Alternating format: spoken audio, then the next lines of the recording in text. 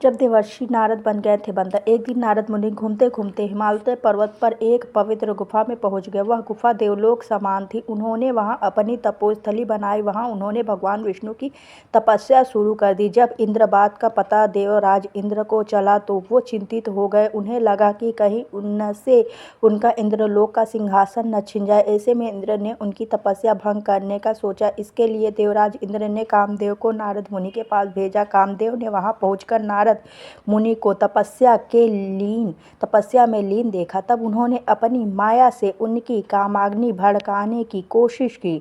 सबसे पहले उन्होंने ऋतु परिवर्तन की। उन्होंने बसंत ऋतु उत्पन्न की और उनके होते ही पेड़ पौधे रंग बिरंगे पुष्प से आच्छादित होने लगे। कोयल की आवाज़ आने लगी। कामदेव ने नारद मुनि के पास अप्सराएं भी भेजी, लेकिन नारद मुनि की तपस्या में कोई विघ्न नहीं पड़ा। कामदेव ने को लगा कि कहीं उन्हें इस कृत्य के लिए नारद मुनि से श्राप न मिल जाए। उन्होंने नारद मुनि से क्षमा मांग ली। नारद जी ने उन्हें क्षमा भी कर दिया। इससे नारद मुनि के मन में अहंकार आ गया। वे शिव जी के पास पहुँचे। उन्होंने शिव जी के सामने खुद का बयान किया और शिव जी समझ गए कि नारद अहंकार में चूर है। उन्होंने नारद मुनि को सलाह दी कि यह बात भगवान विष्णु से न करे। शिव जी को पता था कि अगर विष्णु जी को नारद के अहंकार के बारे में पता चला तो उन्हें सजा अवश्य देंगे, लेकिन नारद जी तो अहंकार में चूर थे।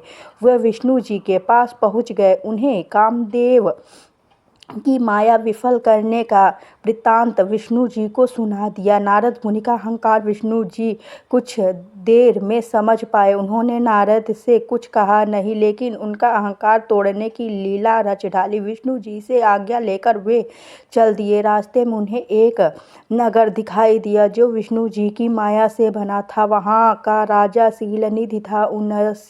उसकी पुत्री विश्वमोहिनी थी। वे इतनी सुंदर थी कि कोई राजाओं ने उन्हें विवाह करने का प्रस्ताव भिजवाया था, लेकिन राजा ने उनका स्वयंवर आयोजित कर दिया जिसमें कई राजकुमार पहुंचे। नारद मुनि नगर में पहुंचकर राजा शीलनिधि से मिलने गए। वहां राजा शीलनिधि ने उन्हें राजकुमारी विश्वमोहिनी के स्वयंवर के बारे में बताया। साथ ही उन्होंने निवेदन किया कि वे राजकुमारी की हस्तरेखा देख उनके भविष्य की जानकारी दे। तब नारद के सामने विश्वमोहिनी आई तो वह उनका रूप देखकर मोहित हो गए। विश्वमोहिनी की हस्तरेखा में लिखा था कि जो भी इससे विवाह करेगा वह अमर हो जाएगा, लेकिन यह बात उन्होंने राजा और राजकुमारी को नहीं बताई। उन्होंने कुछ और बताया और वहां से चले गए।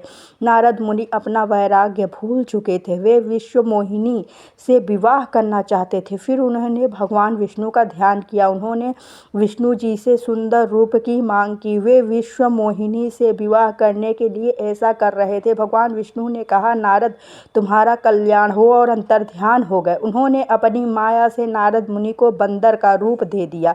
वे स्वयंवर के लिए निकल गए। उनका मुंह बंदर जैसा हो गया था। एक पेड़ के पीछे छिपे दो शिवगण यह सारी माया देख रहे थे। वे नारद मुनि के पीछे स्वयंवर में पहुंच गए। ये दोनों नारद मुनि के पास बैठे और उनकी रूप की प्रशंसा करने लगे। इससे उनका अहंकार और भी बढ़ गया। जब राजकुमारी विश्वमोहिनी वरमाला लेकर आई तो उन्होंने एक अन्य राजकुमार के गले में वरमाला डाल दिया। राजकुमार ने नारद मुनि को देखा ही नहीं। वह राजकुमार और कोई नहीं बल्कि भगवान विष्णु ही थे। यह देख नारद के मन में क्रोध और ईर्ष्या का भाव जाग उठा।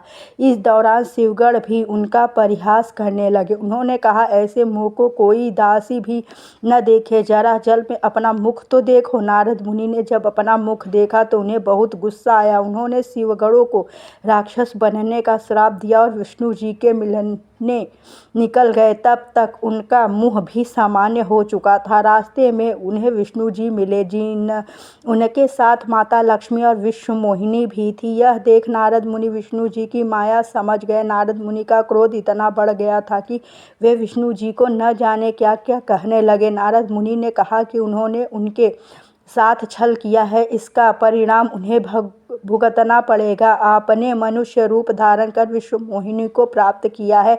ऐसे में मैं आपको श्राप देता हूँ कि आप मनुष्य योनि में जन्म लेंगे और स्त्री वियोग से गुजरेंगे। आपने मुझे वानर बनाया है, इसलिए आपको वानरों की ही मदद लेनी होगी। विष्णु जी ने नारद मुनि के श्राप को स्वीकार कर लिया और अपनी माया के प्रभाव से नारद मुनि को मुक्त किया। मुक्त होने के बाद नारद मुनि को पछतावा हुआ, लेकिन वो श्राप वापस नहीं ले सकते थे। इसके बाद वो शिवगढ़ के पास पहुँचे और उनसे क्षमा मांगी। तब नारद मुनि ने कहा, मेरा श्राप वापस तो नहीं हो सकता, पर तुम रावण और कुंभकर्ण के रूप में जन्म लोगे और पूरे विश्व पर अपनी बल से विजय प्राप्त करोगे। तुम दोनों को मोक्ष की प्राप्ति होगी। भगवान श्री